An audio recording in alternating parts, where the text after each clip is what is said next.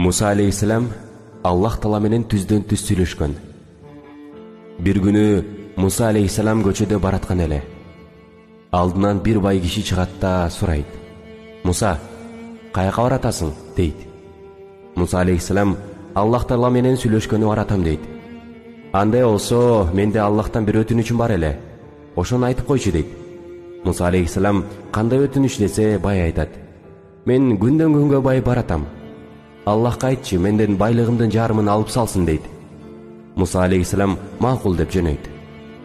Андан кийин алдынан бир кедей киши чыгат да Мусадан сурайт: "Каяка баратасың?" "Аллах менен сүйлөшкөнгө баратам" дейт. "Анда менин Аллахтан сурай турган өтүнүчүм бар эле. Айтып койчу."